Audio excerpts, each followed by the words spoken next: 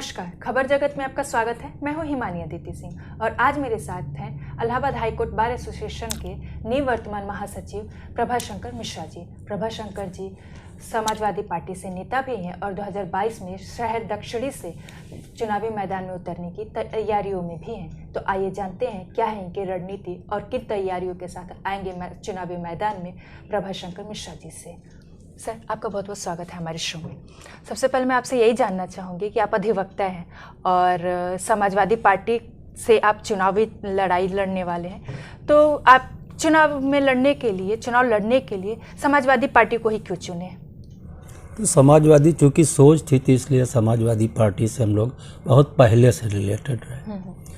महाधिवक्ता थे वीरेंद्र भाटिया जी, तो उनके साथ रहे, तो बहुत पहले से ही समाजवादी पार्टी से रिलेटेड थे।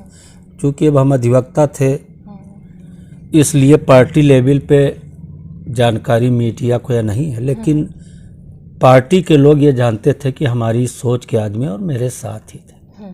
तो यानी कि आप अपनी जो पुरानी सोच थी उसी यानी समाजवादी सोच की वजह से आप समाजवादी पार्टी में जा रहे हैं। आप ऑलरेडी अधिवक्ता हैं और अधिवक्ताओं में आपकी काफ़ी अच्छी पैठ भी है, पकड़ भी है, उसके बावजूद भी आप राजनीति में आना चाहते हैं। उसका कारण क्या है आपका? कारण देखिए, अधिवक्ता ही राजनीति में आता था पहले। अच्छा। इन कुछ दिनों में बीच में भूमाफिया, पैसे वाले, ठेकेदार राजनीति को अपने अधीन किए, लेकिन अब फिर समय आ गया है कि अच्छे लोग राजनीति में एंट्री कर रहे हैं।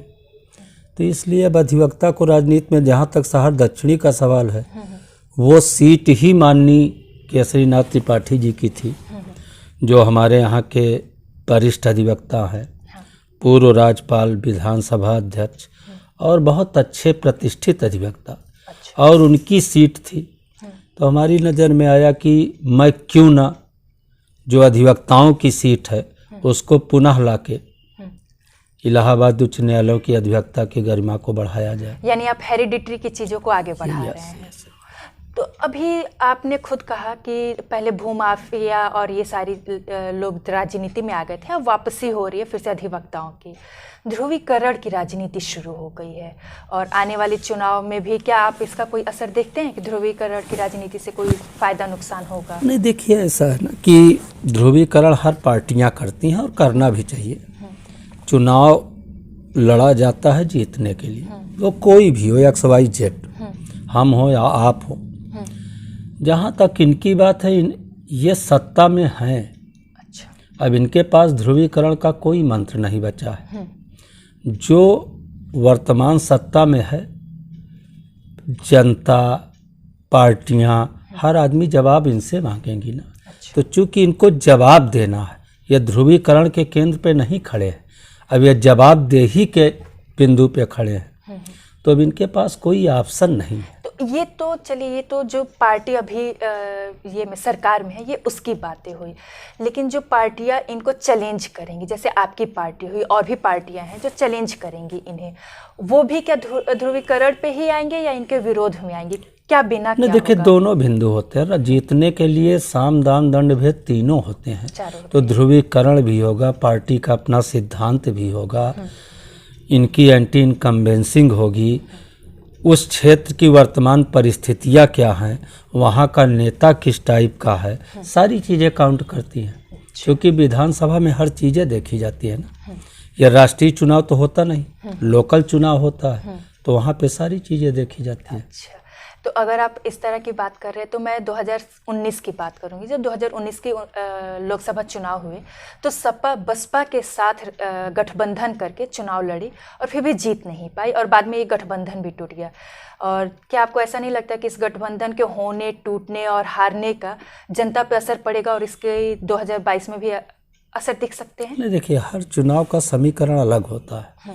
आप जिसकी बात कर रहे हो लोकसभा का चुनाव था, विधानसभा का नहीं। चलिए हम उसके पहले आपको ले चलते हैं। 6 महीने पहले उपचुनाव हुआ लोकसभा का।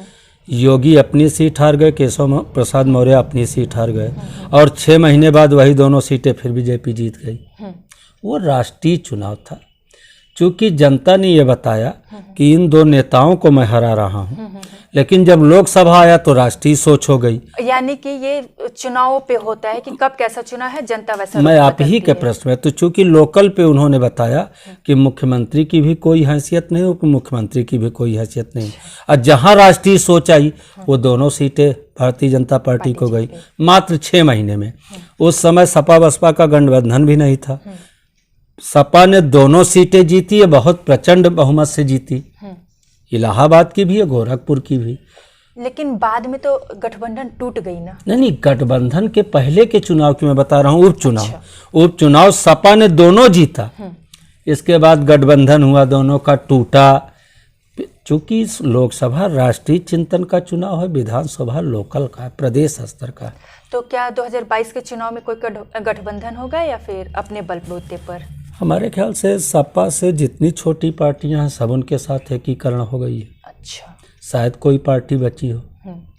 तो थोड़ा राष्ट्रीय मुद्दा भी कह लीजिए और जन मुद्दा, जन भावना की भी बात, राम मंदिर, ये राष्ट्रीय मुद्दा भी है, जन भावना भी है, और 2022 में भी इसका असर दिख सकता है। देखिए, इसका लाभ बहुत हो चुका ना। अच्छा, अब कितना लोगे भाई। एक बात, दूसरी बात यह है कि राम मंदिर सुप्रीम कोर्ट के वर्डिक्ट से हुआ है। वो ठीक है, सत्ता आपकी थी, आपके समय में हुआ, लेकिन वर्डिक्ट तो सुप्रीम कोर्ट का है, उसमें आपका बहुत योगदान तो है नहीं।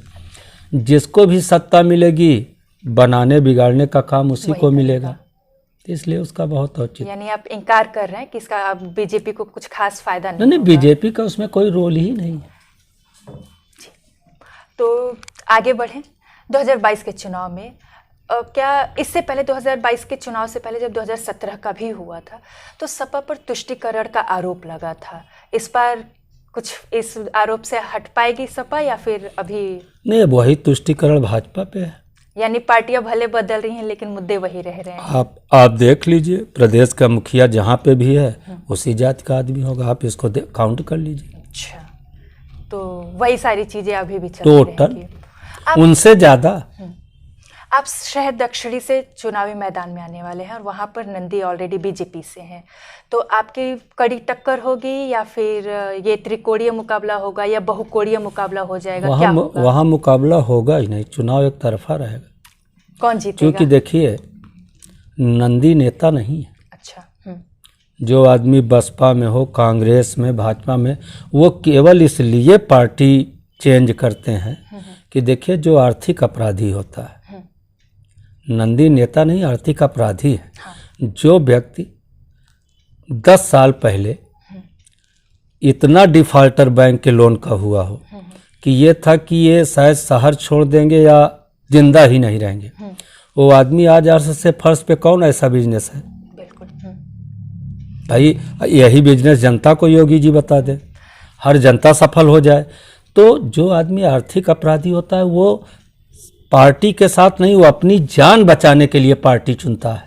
तो आप आर्थिक अपराधी नंदी को घोषित कर रहे हैं, कह रहे हैं। हाँ, तो आप खुद अभी हाईकोर्ट के महासचिव है और अधिवक्ता भी है, आपकी पार्टी या आप खुद उनके ऊपर ये क्यों नहीं केस क्यों नहीं करते हैं? किया जाएगा। अच्छा, अभी किया जाएगा, वक्त आने दीजिए, अभी तो आपको मैं पूरा डेटा दूंगा। अच्छा, तो थोड़ा और आगे मैं बढ़ूं, तो आप उनके काम से संतुष्ट हैं? दक्षिणी में काम है क्या किए हैं जो संतुष्ट है? तो व्यापारियों का शोषण, सारा व्यापारी त्रस्त है, केवल नंदी का व्यापार चरम पे है और सारे व्यापारियों का व्यापार घाटे में है। तो आप व्यापारियों के लिए फिर क्या करेंगे अगर आप जीतते हैं? देखिए, आप इनसे निजात दिलवा देंगे, व्यापारी खुद सक्सेस प्राणी है। अच्छा, जब व्यापार पे किसी एक व्यक्ति का अधिकार हो जाए और वहाँ पे शोषण की राजनीति चालू हो जाए तो व्यापार अपने आप ठप हो जाता है। पूरे व्यापार पे नंदी का एक तरफा राज चल रहा है इस समय, तीनों भाइयों का मिला के। अच्छा। तो पूरा व्यापारी समुदाय परेशान है, क्योंकि सत्ता उनकी है, प्रशासन उनका है, व्यापारी बोल नहीं पा रहा है। लेकिन हम जैसे लोग जब सड़क पे उतरेंगे तो व्यापारी अपने आप आवाज़ उठाएगा। अच्छा, थोड़ा सा आपकी लड़ाई की मैं बात करूँ, राजनीतिक लड़ाई की, तो आप खुद ब्राह्मण समाज से आते हैं और आपकी लड़ाई कहीं ना कहीं बीजेपी से होगी, और बीजेपी को कहा जाता है ब्राह्मण क्षत्रिय की पार्टी है, ठीक है। और इस समय माना जा रहा है कि ब्राह्मण नाराज चल रहे हैं बीजेपी से, तो क्या उसका नुकसान आपको या फायदा आपको मिलेगा?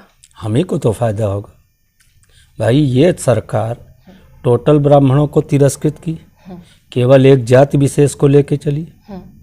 तो जब ब्राह्मण तिरस्कृत हुआ तो जाएगा कहाँ? क्या भाजपा का कर्ज है क्या पंडितों पे? ब्राह्मणों ने हमेशा दिया है, लिया नहीं है, और ब्राह्मण सम्मान का भूखा रहा है। लेकिन इस गवर्नमेंट ने जितना ब्राह्मणों को दुत्कार किया, अभी कल समाजवादी कार्यालय में हमारे ख्याल से हजारों ब्राह्मणों ने पार्टी ज्वाइन किया है। और बड़े विशिष्ट ब्राह्मणों ने ज्वाइन किया है। हरिशंकर तिवारी ने, गणेश पांडे ने, विनय तिवारी ने, बहुत अच्छे बुंदेलखंड के एक पंडित जी ने, तो बहुत अच्छे ब्राह्मणों ने। क्योंकि देखिए, ब्राह्मण सम्मान का भूखा, इस पार्टी ने उनका अपमान किया है, और इस अपमान का बदला ब्राह्मण लेके, ब्राह्मण छोड़ता नहीं है, कर्ज रखता नहीं है, वापस करके देता है। तो यानी कि बीजेपी के जो गलतियां हुई है उसका फायदा आपको मिलेगा? गलती क्या हुई? आपने जातिगत राजनीति किया है, तुष्टीकरण की राजनीति किया है। तो आप तुष्टीकरण से, इलाहाबाद में एक जाति, इलाहाबाद छोड़िए पूरे प्रदेश में एक जात का डीएम होगा, एक जात का ही दरोगा होगा, हमारे हाई कोर्ट में एक जात का ही व्यक्ति होगा। जनता देख नहीं रही, जनता मूर्ख है। 6% आदमी बुद्धिमान है और 10% 12% वाला मूर्ख है। तो ऐसा नहीं, जनता देखती है ना। अच्छा, तो जनता की बात आ रही है तो मैं आपसे ये जानना चाहूँगी कि आपको अपनी जो विधायकी क्षेत्र लड़ेंगे आप, शहर दक्षिणी, वहाँ की जनता से आपकी क्या अपील होगी? जनता की अपील होगी, हमारी अपील है कि आप लोग वर्तमान परिस्थितियों में जो आर्थिक अपराधी है इससे निजात लीजिए, क्योंकि शहर दक्षिणी का विकास होना बहुत ज़रूरी है। भाई, पत्नी मेयर, आप कैबिनेट मिनिस्टर, एक विकास बता दे पूरे 5-10 साल का, एक विकास शहर दक्षिणी का। शहर वहीं का वहीं है, व्यापारियों का शोषण, नंदी आटा तो ऊंचाइयों पे चल रहा है और व्यापारियों का आटा घाटे में चल रहा है। कौन सा ऐसा कारण है? सब चिंतनीय विषय है। तो जनता अपने मुद्दों को देखे जाने और उसके बाद सत्ता परिवर्तन करे। तो आप थे प्रभाशंकर मिश्रा जी। प्रभाशंकर मिश्रा जी ने अपनी आने वाली चुनाव के मुद्दों पर बातें की। इतना ही नहीं, वर्तमान के विधायक पर जो उनके कार्य हैं और आर्थिक माफिया वाली जो आपके अंदर भावनाएं हैं, वो सारी मुद्दों पर अच्छे से और खुलकर बातें की। तो इसी तरह की जनप्रतिनिधियों की के मुद्दों को जानने के लिए और इनके व्यूज़ को जानने के लिए बने रहें हमारे साथ। तब तक दीजिए हमें इजाज़त। नमस्कार।